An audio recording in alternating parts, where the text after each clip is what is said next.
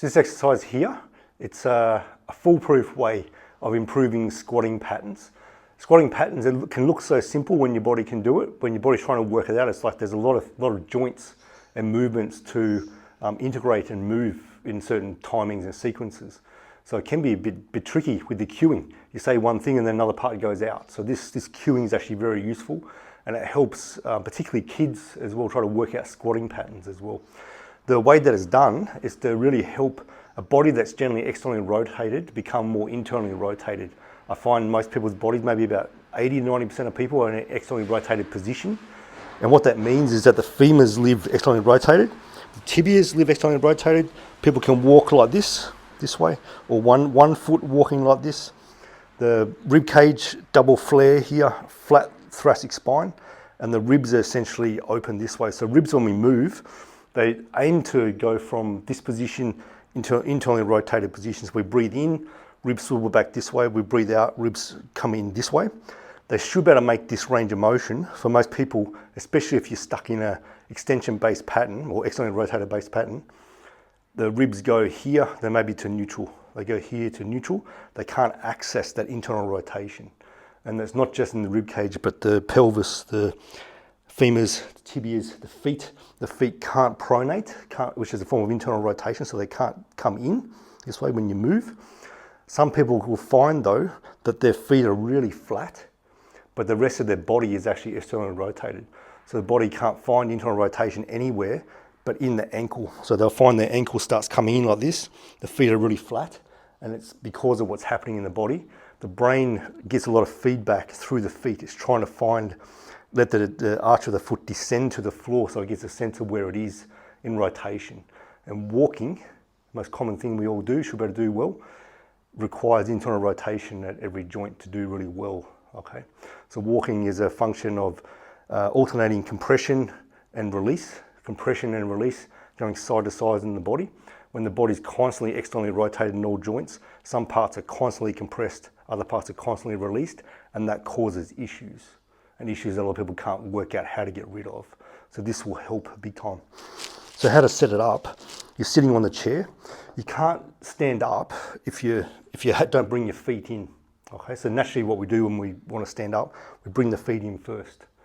Then it's just easy to stand up. So do that. So that's how you find your distance with this. So sitting on the chair, bring the feet in as if you can easily sit up. The next part is that when we sit up with a straight spine here, we bend forward from here. So it's like I have that 90-degree angle. As I bend forward, it's like I'm closing that angle, as if my two hands were a book and I'm closing the book. So I'm coming forward this way, or like in martial arts where you bow here, is that movement from the hip.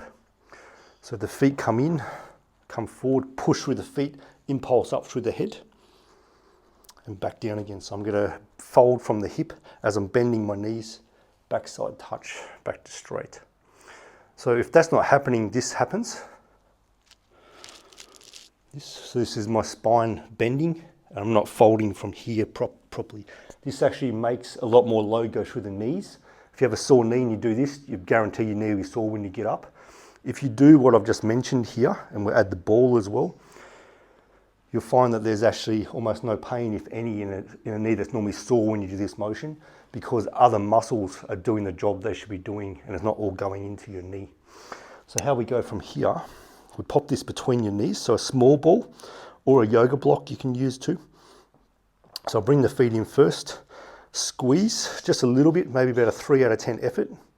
Coming forward, push with the feet, squeeze, come up, keep squeezing, bend. So you want to feel your backside touch the chair, forward, squeeze. So a problem with this, if your feet is too wide, you'll have this sense of the knees coming right in. So we want your feet to be straight. Straight ahead's really important. And the feet underneath your knees. So there's not a sense of your knees being pushed in when you do this.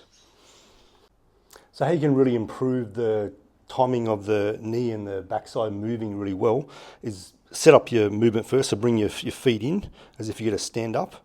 Ball between the knees, feet straight ahead, just like we're just doing. feet underneath your knees.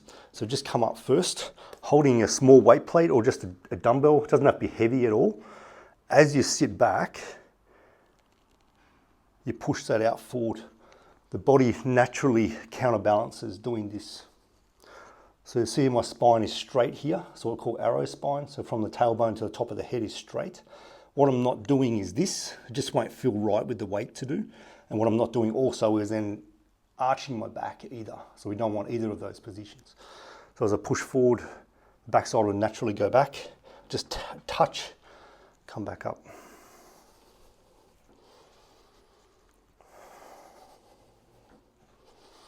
Ideally breathing in and out through your nose, mouth closed. And your shoulders staying relaxed and down, so we're not coming up like this. Shoulders staying down. How you can improve this also to create more internal rotation in the foot and also the tibia, so the shin bone.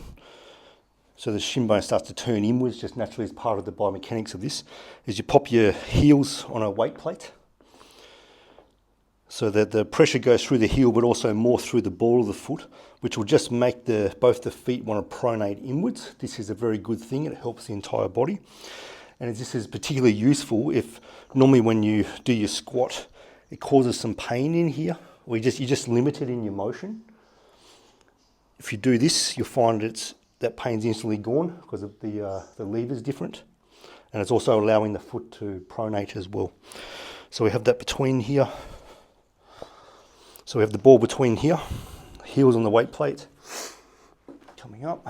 As we come down, pushing out, backside goes back, just touch, come back up.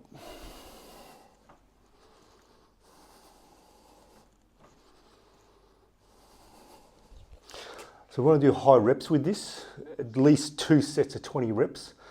5 sets of 20 is very useful too. More reps, the more input the body gets to change from an externally rotated position to a more internal one, a more neutral position. Your problem will go away much faster. Squats can be done every day, just by what some people think. If you have an injury that seems to get a little bit flared up from doing this, do it every second day. And if needed, go see someone professional to help you out with it too.